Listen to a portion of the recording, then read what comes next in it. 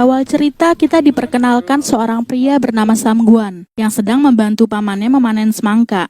Tak lama muncul seorang Ajuma alias Bibi-Bibi bersama dengan anaknya. Si Bibi bilang bahwa dia hanya akan menjodohkan anaknya dengan seorang pria yang pernah mendonorkan darah. Sepeninggal si Bibi dan anaknya, Samguan pun bertanya pada si paman, apa hubungannya mendonorkan darah dengan menikah? Si paman pun menjawab, jika pria yang pernah mendonorkan darah, dia adalah pria yang sehat. Dan sudah pasti hal itu menjadi nilai plus bagi si laki-laki. Saat itu Korea Selatan sedang mengalami pasca perang pada tahun 1953. Samguan yang berasal dari keluarga menengah ke bawah harus berjuang dengan kerja serabutan. Saat istirahat, Samguan diledek sama teman-temannya bahwa sudah saatnya dia mencari seorang istri. Tiba-tiba muncul seorang wanita bernama Bunbang. Tak lama setelah itu muncul wanita lain. Para pria di sana sontak terkagum-kagum dengan kecantikan Okran. Ketika teman-temannya berkerumun untuk membeli berondong jagung Okran, hanya Samguan yang tidak ikut karena dia tidak memiliki uang. Okran yang melihatnya pun langsung memberikan berondong jagungnya secara gratis. Karena hal itu, Samguan menjadi salah tingkah.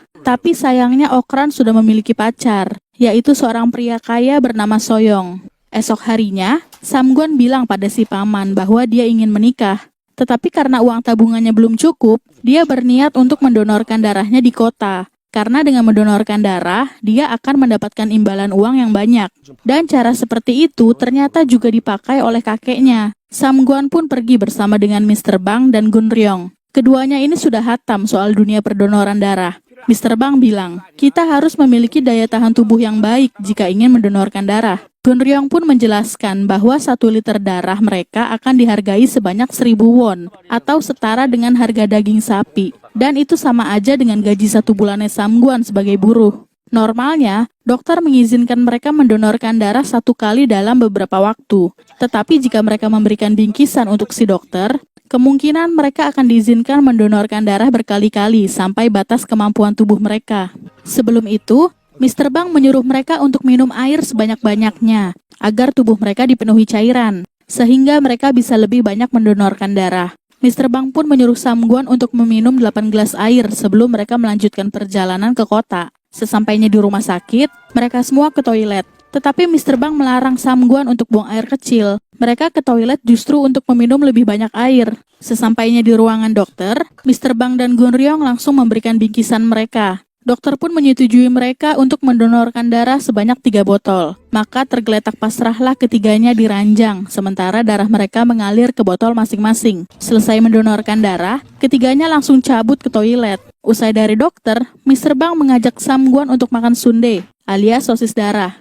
Sundae berfungsi menggantikan darah mereka yang sudah banyak keluar. Samguan merasa takjub dengan kondisi tubuhnya yang jauh lebih segar setelah dia mendonorkan darahnya. Tiba-tiba Samguan mengubah topik pembicaraan. Dia bertanya, bagaimana caranya dia ingin mendekati seorang wanita yang ingin dia nikahi. Mr. Bang pun bilang, pergi ke rumahnya, temui orang tuanya, dan serahkan semua yang Samguan punya sebagai jaminan untuk menikahi wanita tersebut. Dan malam harinya, Samguan datang ke rumah Okran untuk mengajaknya makan mandu besok. Samguan senang bukan main saat Okran menyetujui ajakannya. Esok harinya, selama mereka berkencan, Samguan membelikan semua yang Okran inginkan, dimulai dari parfum, daging babi, som satang alias gulali, mandu, mie dingin, bulgogi, dan terakhir mengajaknya minum kopi. Okran senang ditraktir begitu banyak makanan oleh Samguan hari itu. Tapi tiba-tiba Samguan menyebutkan semua harga makanan yang dia keluarkan pada hari itu untuk Okran. Dan diakhiri dengan sebuah pertanyaan, kapan Okran bersedia untuk dinikahi? Asli ini konyol banget laki-laki. Samguan menambahkan, jika Okran mau menjadi istrinya, dia akan bekerja keras, sehingga Okran bisa menikmati makanan enak setiap hari. Sayangnya Okran menolak lamaran Samguan karena dia sudah memiliki pacar bernama Soyong. Mendengar jawaban Okran, Samguan merasa kecewa, tapi dia tidak menyerah. Malam harinya, dia langsung mendatangi ayah Okran untuk memberikan bingkisan makanan. Karena si ayah kenal dengan kakek Samguan, si ayah pun menerima bingkisan tersebut.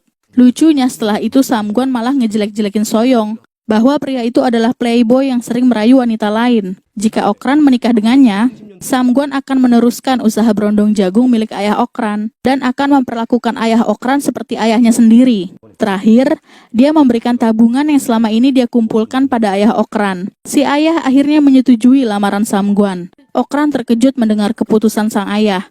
Okran takut Soyong akan frustasi jika diberitahu soal berita buruk ini. Tapi Okran tetap melakukan apa yang sudah ayahnya suruh. Dia memberitahu Soyong bahwa mulai detik itu hubungan mereka harus berakhir. Singkat cerita, Samguan dan Okran pun akhirnya menikah. 11 tahun kemudian, mereka memiliki 3 anak laki-laki. Anak pertama bernama Ilrak, anak kedua bernama Yirak, dan si bungsu bernama Samrak. Berhubung nama anak-anaknya susah disebut, aku ganti nama mereka menjadi Rakil, Rayi, dan Rasam. Siang itu Samguan sedang memperbaiki gentengnya yang bocor, dan Rakil senantiasa membantu ayahnya. Rakil sangat menghormati ayahnya dan selalu menghargai apa yang Samguan berikan padanya. Dia sangat senang ketika ayahnya bilang bahwa telinga mereka bentuknya mirip. Pada kenyataannya, para tetangga berbicara lain soal bentuk wajah Rakil yang semakin hari semakin terlihat mirip Soyong. Mereka mulai merumorkan hal yang bukan-bukan. Saat ingin mengantar bekal ayahnya, Rakil melewati pasar dan tergiur dengan aroma mandu di pinggir jalan. Rakil senang bukan main saat Samguan memujinya sebagai anak yang paling berbakti di antara ketiga anaknya. Tiba-tiba Rakil berkata bahwa dia mendengar rumor dari warga yang mengatakan dirinya mirip sekali dengan Soyong. Bahkan Soyong saja Rakil tidak mengenalnya. Samguan pun mengajak Rakil ke rumah Soyong dan menjelaskan bahwa pria itu adalah si kunyuk yang pernah mengejar Okran. Tetapi Okran tidak pernah menerima Soyong karena terlalu terobsesi dengan Samguan. Kebohongan Samguan soal masa mudanya dengan Okran pun semakin menjadi-jadi. Tetapi karena Rakil sangat menghormati Samguan, dia tersenyum senang mendengar cerita ayahnya. Hujan tiba-tiba turun. Mereka pun berteduh di warung. Tak lama datang tukang pos. Saat melihat Rakil, si kang pos langsung memberikan surat padanya.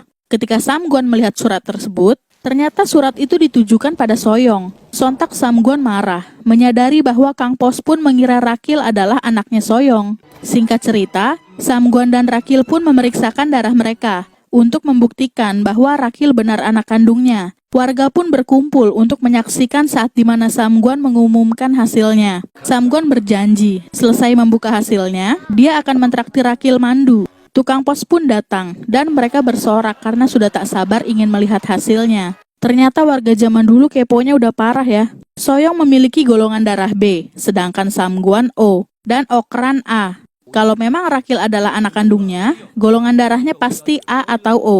Sebelum itu, Samguan menyuruh para warga berjanji untuk tidak membahas soal hal itu lagi, setelah Rakil terbukti sebagai anak kandungnya. Tapi ternyata, golongan darah Rakil adalah AB.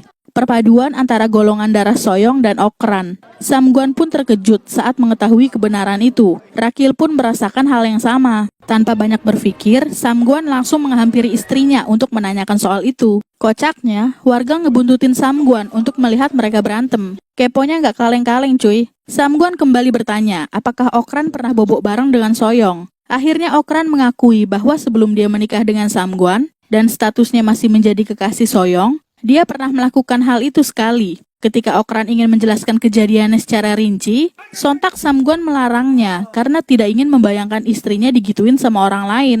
Samguan sedih dan kecewa. 11 tahun dia membesarkan hasil benih orang lain, dan itu adalah anak yang selama ini dia banggakan. Selagi Samguan ribut dengan Okran, Rakil mendatangi rumah Soyong. Saat itu Soyong pun sudah menikah dan memiliki anak kembar. Ketika Soyong dan istrinya keluar, Rakil hanya ingin memanggil Soyong sebanyak 3 kali sebelum dia pulang ke rumah. Sejak saat itu, Samguan terlihat malas-malasan dan enggan membantu Okran melakukan pekerjaan rumah tangga. Tetapi Rakil selalu sigap membantu ibunya. Esok harinya, Rasam dihajar oleh temannya sewaktu bermain. Keduanya pun pergi untuk memanggil kakak mereka masing-masing. Rasam menarik kakak keduanya untuk menghadapi mereka. Sayangnya, Rayi kalah besar tubuhnya. Akhirnya mereka berdua kembali untuk memanggil Rakil, si kakak pertama. Tanpa banyak basa-basi, Rakil langsung menghajar kepalanya menggunakan batu. Karena kejadian itu, ayah si anak yang bernama Mr. Sim langsung mendatangi Samguan. Sementara Rakil, Rayi, dan Rasam dihukum oleh ibunya di dalam kamar. Samguan disuruh ganti rugi untuk pengobatan biaya rumah sakit sebesar 5.000 won. Tapi dengan santai Samguan berkata bahwa anaknya hanya 2, dan anak yang baru saja berulah itu bukan anaknya, melainkan anaknya Soyong. Akhirnya Mr. Sim mendatangi rumah Soyong untuk meminta ganti rugi. Karena nama Rakil tidak ada di kartu keluarga, Soyong enggan mengakui bahwa bocah itu adalah anaknya. Tidak berhasil meminta ganti rugi pada Soyong, Mr. Sim akhirnya kembali mendatangi Samguan. Kali ini dia membawa gerobak untuk mengambil barang-barang berharga di rumah Samguan sebagai bentuk ganti rugi. Sesakit hati itu Samguan pada Okran, sehingga dia tidak peduli lagi. Rakil mencoba menyelamatkan barang-barang ibunya, tetapi Samguan malah menghina Rakil dengan sebutan anak haram. Mendengarnya, emosi Okran akhirnya meledak. Akhirnya Okran berdandan secantik mungkin